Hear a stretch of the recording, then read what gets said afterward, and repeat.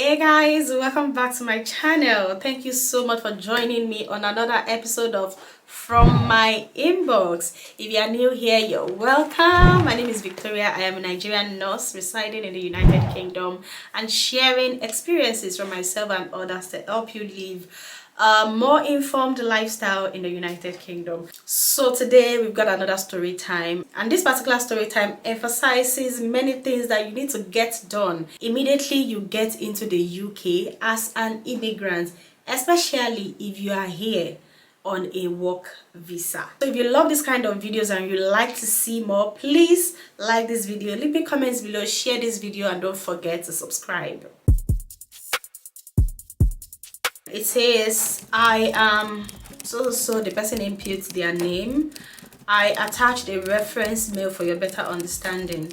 I had come to the United Kingdom on a skilled worker visa in state the month and started working, but due to my father's health issue, I came back to my home country.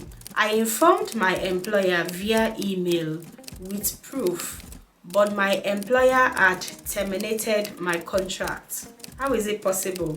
According to my knowledge, if anything is wrong from my side, so first they have to give me a warning, minimum 3 times, but they don't do anything. So please let me know, because of my work permit, COS, they took money from me. And now I follow for my job, joining from last 3 months, so please guide me below queries. Okay, the English is not as excellent as it should be, but basically what I think they are saying here is that they paid to get the certificate of sponsorship, and they have been on the job for the last 3 months, and then they had to go back home because their father was sick. They needed to take care of their father, and so they are asking, how can they complain about the care home to the UK government? How can they come back to the UK via the same work visa status? A guide on the process of compensation claim. So for reference, the person said they've attached a mail communication with their employer. So I think that's the basic thing that you guys need to know. And I actually checked the email trail which the person attached to this email. For confidentiality reasons, of course, I'm not going to be sharing that on here. I try as much as possible to conceal the identity of people who sent me these emails. So we are just going to take the storyline and look at what we can learn, what the person should have done to bring forth a better outcome, and what we as immigrants in the United Kingdom can actually learn from this, or as somebody who is looking to come into the UK, what we all can learn from this. So before I start, let me say that everything that I say in my videos, they are only my own opinion. They are not legal advice because I'm not a legal expert. If you require a legal advice, please reach out to a legal expert in the United Kingdom. So these are my opinions and what I think of the situation. Please let me know your thoughts also in the comment section. So let me start by saying that I know that I've said it a couple of times on this channel, that when you are in the United Kingdom for anything, like anything whatsoever, once there is a contract involved, please read it like your life depends on it. Anything that involves contracts, maybe you're trying to get a house, you are trying to buy a car or lease a car, you are trying to get a job, anything involving contracts, read that contract very, very well. And don't just read it by yourself.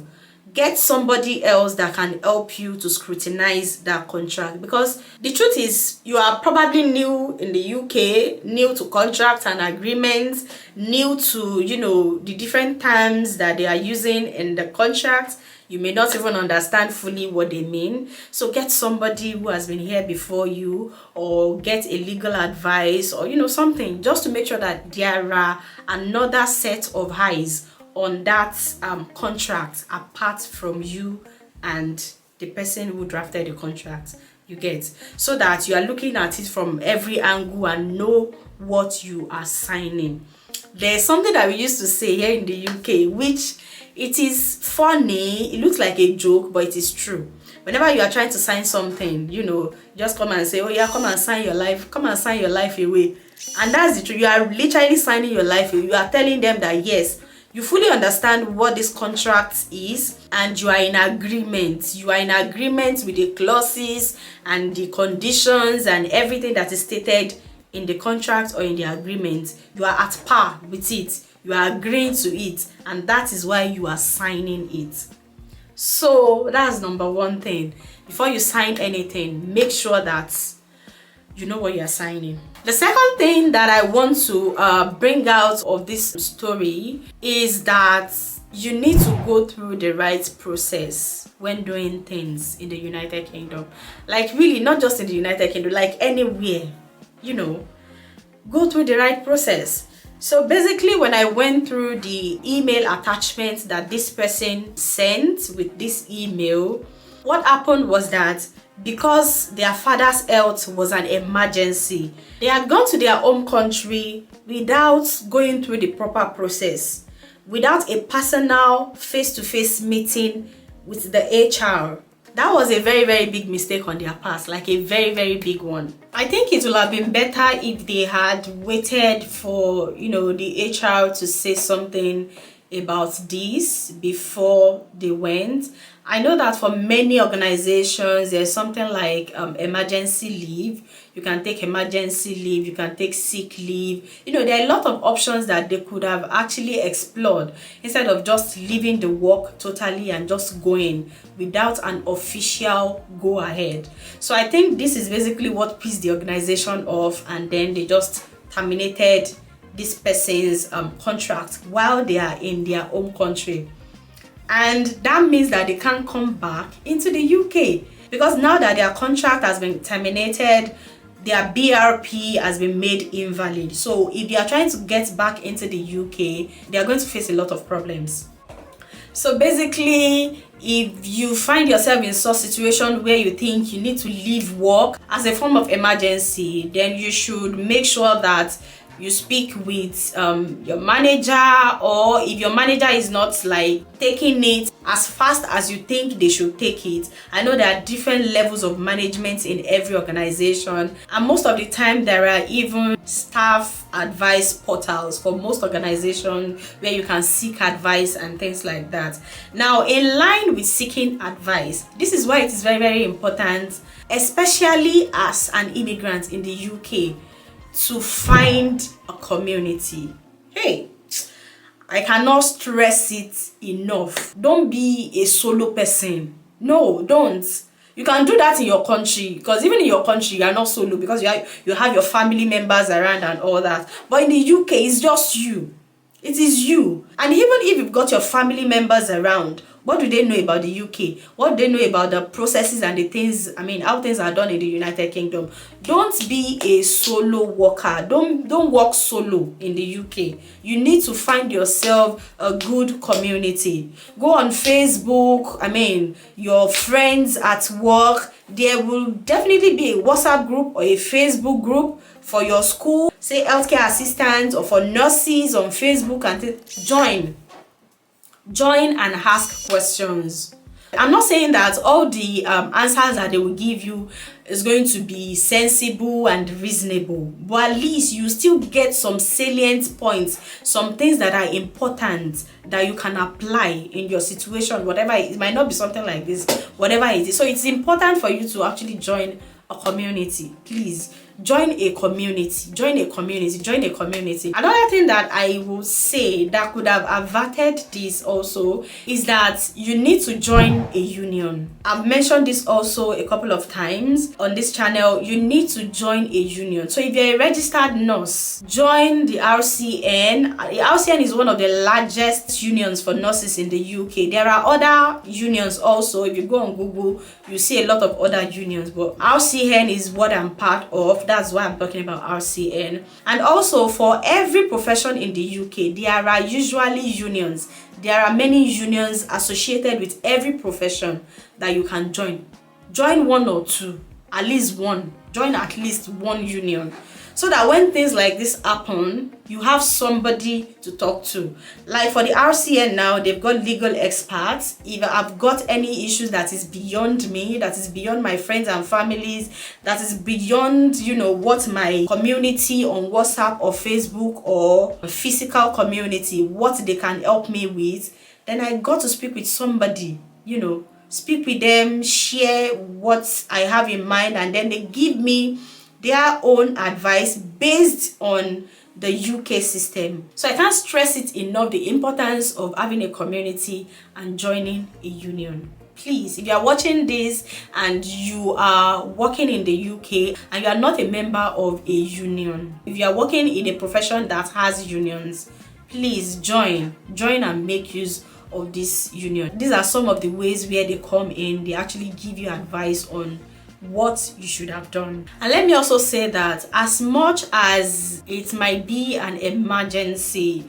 if you are trying to get some time off work and that emergency leave is not approved, then speak with the unions, like I said. And if the unions are still saying the same thing as the employers, like you cannot go and all that, then you've got to weigh those two options. Do you want to stay? Can you bear what happens if you are not going back home to care for your family member who is sick and probably at their end of life? Can you bear to live with that? And at the same time, weigh it with the fact that, oh, if I go without a proper go ahead, I may risk not coming back into the UK, you know, I may risk losing my sponsorship and all that. So just weigh both and think about which one is more important to you before you act. And if peradventure you are in a job that you do not know of any professional union that you can join, and you find yourself in such a situation like this, or even it might not be this particular situation, it might be just something else that you feel like you need advice for. I know that there are many organizations that offer advice to residents of the United Kingdom. One of them is Citizen Advice. If you go online and search for these, I know you get a lot of information about many organizations, but I know of Citizen Advice. They have their offices in most cities in the United Kingdom where you can walk in there and just seek advice. I think you've got to have an appointment, book an appointment online before walking in there. There are a lot of ways where you can seek advice before things get out of hand, you know, in the UK. It's easy for you to feel alone, feel isolated, feel like, oh my God, who do I talk to? Who do I share this with? And all that. But also there are many organizations like Citizens Advice, like your professional unions, like your community that you belong to in the UK, that you can actually seek advice for. They are there because they know that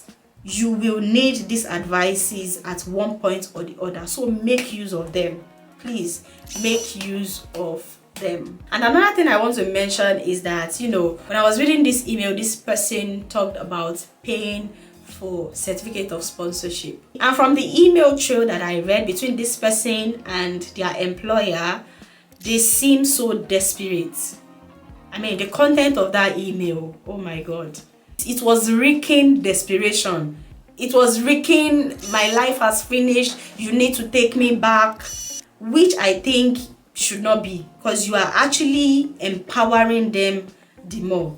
I mean, if you've got the right trainings, the right certificate, the right experience for the job that you are looking for in the UK, you shouldn't be that desperate to work for an organization that has shown you what they can do, that they can just dismiss you at any time on top of anything without even calling you for a meeting, without even warning you or anything like that. I mean, at any misbehavior, they're already dismissing you. You should not be desperate to go to such an organization. And I will continue to preach it that paying for COS, paying for sponsorship is a no-no, because honestly, you are just reducing your value with these employers. Paying for sponsorship is a no, and no.